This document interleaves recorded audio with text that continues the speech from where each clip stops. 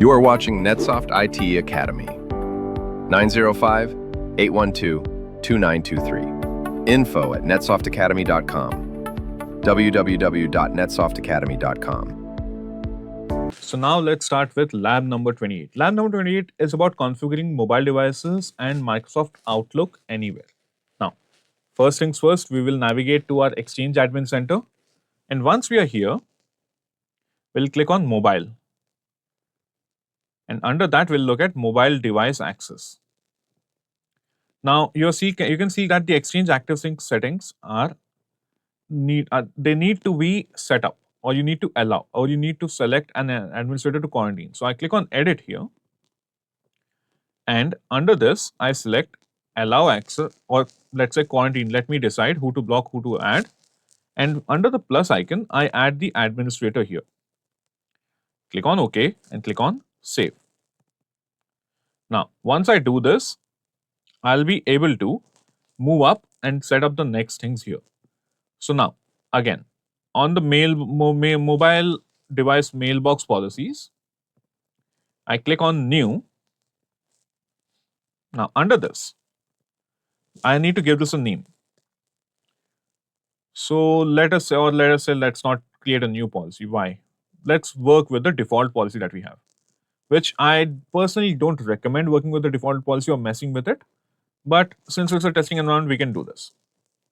So this is a default policy. This allows mobile devices to fully synchronize. Now I'm going to uncheck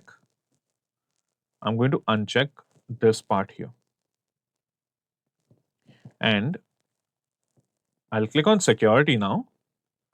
I'll select require a password, minimum password length, and I'm not changing anything. Remember, I'm not changing anything. Minimum password length, and there was one more. Require a password, minimum password length. Number of sign-in failures before the device is wiped, not changing the number, and require sign-in after the device has been inactive for such and such minutes, and click on save. Now, this was one. The next thing that we're going to do is set up Outlook Anywhere and MAPI over HTTP. All right. For this one, I'll click on servers, click on servers. Then once I get here, I'll double click on the Exchange server here. Once it opens up, I'll click on Outlook Anywhere. Now you can see that specify the internal host name and everything is all set up here. So I just need to see what to do here. So I need to change it from neta.exch to mail.neta.local, and I'll click on save. There will be a warning. I'll click OK. That's good. That's not a problem. Now, again, remember that I just changed this Outlook Anywhere link to mail.neta.local from neta.exch01.neta.local to mail.neta.local. Now, I did not do anything else here. Now, I'm also going to copy this and paste it at the top where for the external users as well. For the external hostname and the internal hostname, I'll set up for both, and then click on save again. Click on OK. Refresh everything. Now I'll go to my Exchange Management Shell now. So on the Exchange Management Shell, I'll need to run a command. So this command will have to start, and I'll just need to quickly wait for my Exchange Management Shell to start up. So let's wait for it. So once my Exchange server has connected, I'm going to copy and paste this command from the book, where I'm setting both the external and internal URLs to mail.neta.local, and I press enter. Now, once this command executes successfully, I'll run the command IIS reset, and it will attempt to stop. Now, there is a fair chance that this could fail. It's not a problem per se. I could always go to my services tab and always do a manual stop again if a programmatic stop doesn't work.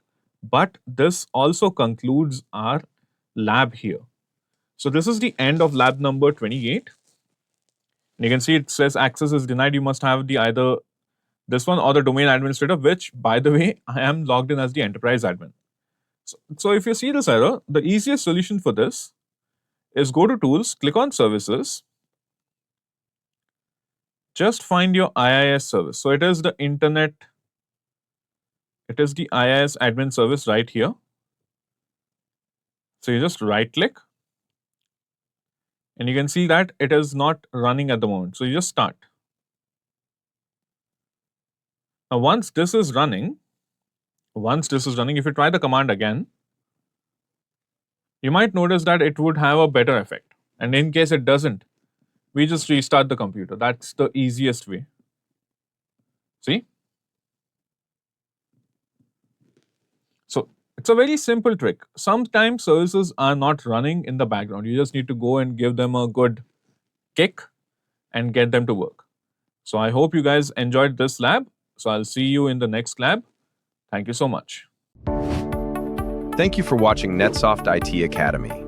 905-812-2923. info@netsoftakademy.com. www.netsoftacademy.com.